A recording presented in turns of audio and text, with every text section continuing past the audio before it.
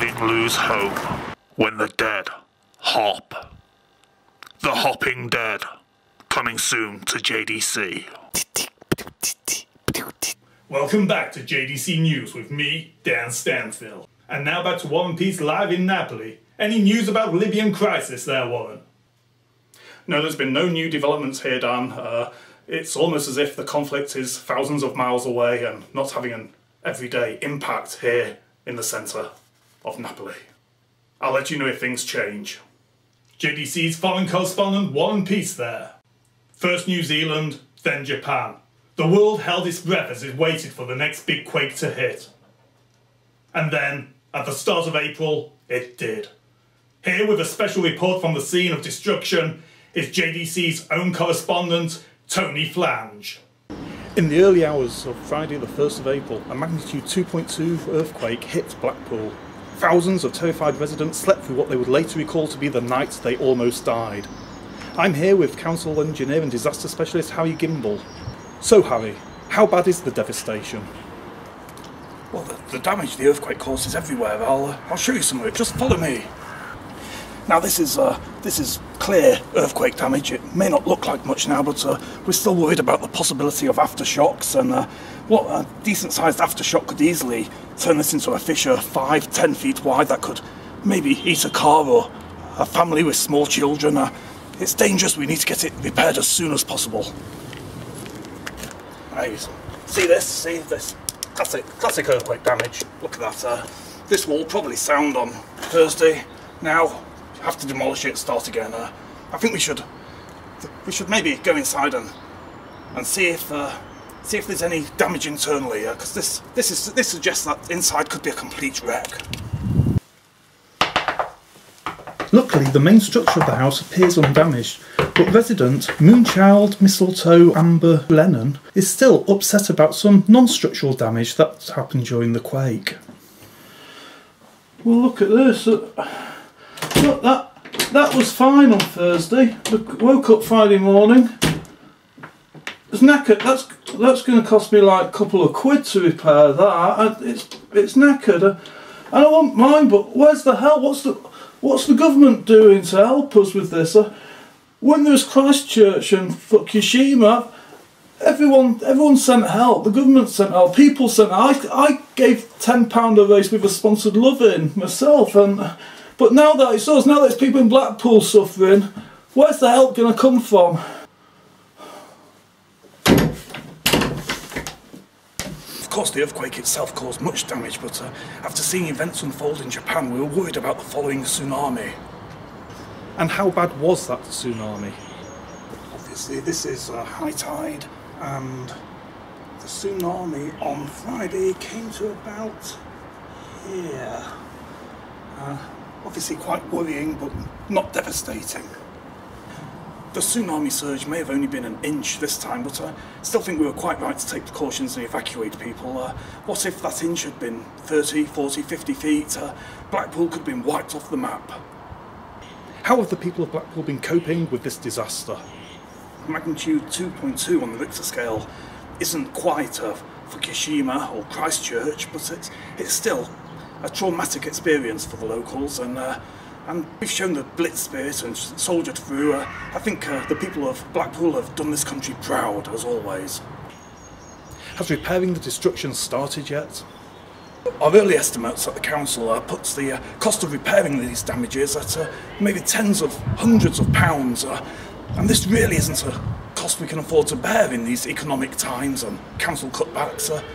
We appeal to the government, central government, for aid in getting over this difficult time. Hopefully that help will arrive soon and the people of Blackpool can return to some sense of normality.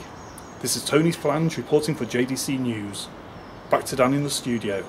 Thanks, Tony. Let's hope that things get better soon.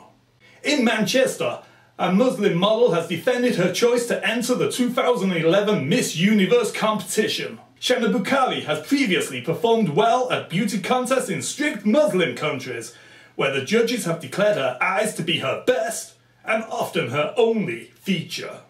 The end of March saw the return of the British National Census. Now I'm sure you've all returned your forms, but the 2001 census showed that one group of people in particular were very bad at returning their forms. To increase the return rate from young males, the government has spent £10,500 on a web-based video game where players control Census Man as he seeks to get more census forms to the post box. JDC News caught up with the real Census Man. Thanks, Dan. So, Census Man, you must be pleased to be in your own video game. I'm not really impressed with the game, Dan. I wasn't consulted on it, it has nothing to do with me, and it misrepresents the good work I do. It shows me flying little old ladies to the post box whether they want to go or not. That's totally irresponsible and borderline kidnap. It's something I do not do. I imagine it's quite exciting being a superhero.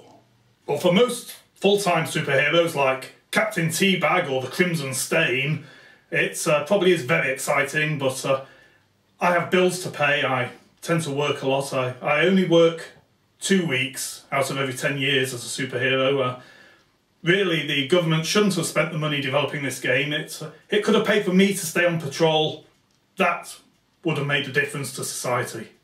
Being born on a foreign planet or bitten by a radioactive arachnid are very popular ways for people to get superpowers. Where do yours come from, Census Man? Well, my powers are mainly radiation-based. It started with Chernobyl, although I've been topping it up recently with bottled water from Fukushima, and the odd sherbet fountain from the Marshall Islands helps. And what's next for Census Man? More games? A film, perhaps? No, I'd love really to be in a film or TV or have my proper endorsed game, but no, it's back to the accountancy firm next week for me. Bills to pay. Although I do notice that the Vote Yes to AV campaign does have a very similar colour scheme to the census, and so I'm applying for a job there, helping them out. I don't think they have an AV man yet. Hopefully something will come of that, and I might be able to become a full-time superhero. Hopefully that'll work out for you. Any words for all the children watching?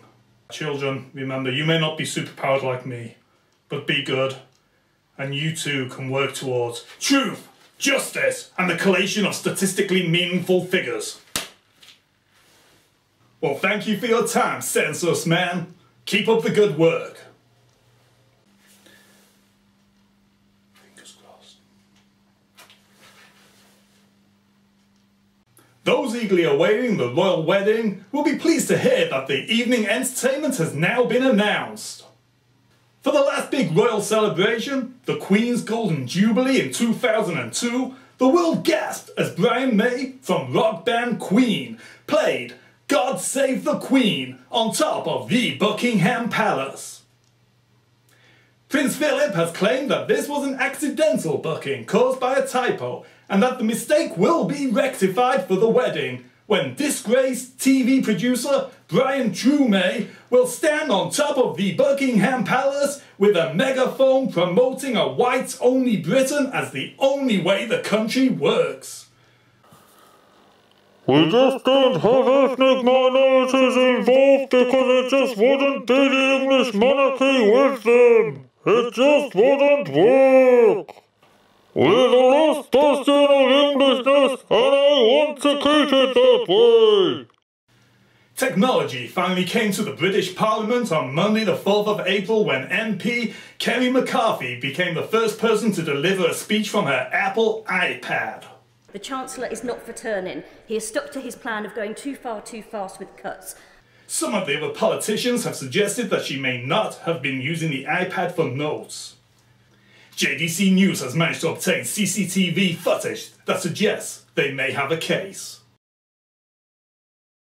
Well, at least that's one person who enjoyed the Census Man game. A final check-in with Warren. Anything new to report? Well, I think the only news here, Dan, is that some of the restaurants do tend to overcharge when they find out that you're a foreign journalist. Other than that, much the same as earlier. Nothing new. JDC's foreign correspondent Warren Peace there. You've been watching JDC News with me, Dan Stanfield. Tune in next time for all the news, all the views, none of the snooze.